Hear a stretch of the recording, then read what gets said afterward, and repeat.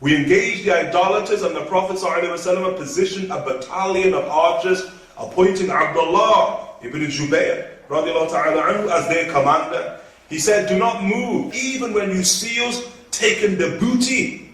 And the booty, the spoils of war, which is a sign the battle's finished. Even when you see us taking the spoils of war, do not move out of position till I give you the command.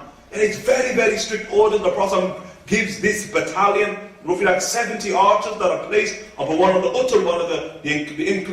inclines on Uhud, on Mount Uhud. They placed them there to keep the actual Quraish at bay. So when the Quraysh arrived, they arrived in 3 battalions, the Quraysh. The middle battalion, leadership led by Abu Sufyan.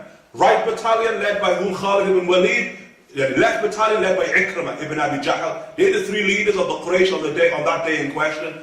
The most dangerous battalion, as identified through revelation of the Prophet ﷺ, was Khalid ibn Walid. Because this is going to be the day when Khalid now comes to prominence. Saying Khalid, an individual who never loses a battle ever in his life, ever. Saying Khalid ibn Walid, never lost a battle. So he is the right battalion, and the army, or the battalion of Abdullah ibn Jubair, which is positioned by the Prophet ﷺ, and they're on strict commands not to move. Nobody else had commands like that, they do not move. And it's said that when the battle commences, every time they advance, Khalid ibn Walid, the archers keep him at bay. It says so that a single arrow never went amiss.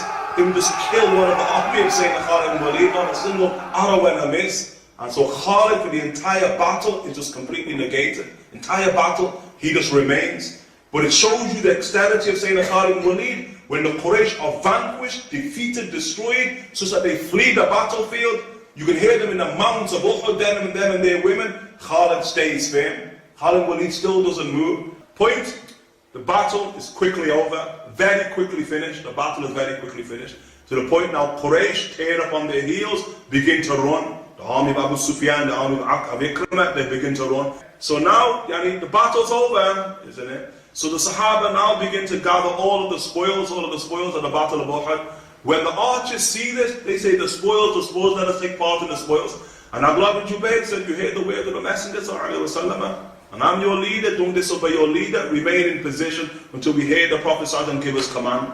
And they refuse to listen, some of them, and then they begin to the point that they're fighting with each other. He's trying to prevent them from moving, and they overrun him. Over 60 of them overrun Abdullah ibn Jubair, leave approximately 7 or 8 of them standing up on the hill, and they all go down to begin to partake in receiving the spoils. There's Khalid ibn Walid watching what's taking place. Now he's watching what's taking place. Okay? Once he sees the army, the archers descend from the hill, he takes his opportune moment, and he rides behind the actual mountain in and of itself. So he's coming from the opposite direction from where the Quraysh is situated. So as they're gathering all of the actual spoils, the Muslims, radiallahu ta'ala anhum, that this army of cavalry, first and foremost, Khalid instructs them, take out the rest on the hill.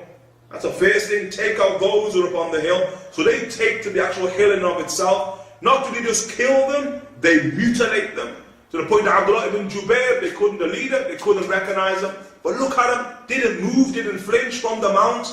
They couldn't recognize him at the end of the battle. They killed him, put their horses on top of him, and just trampled and saying Abdullah ibn Jubair completely disfigured.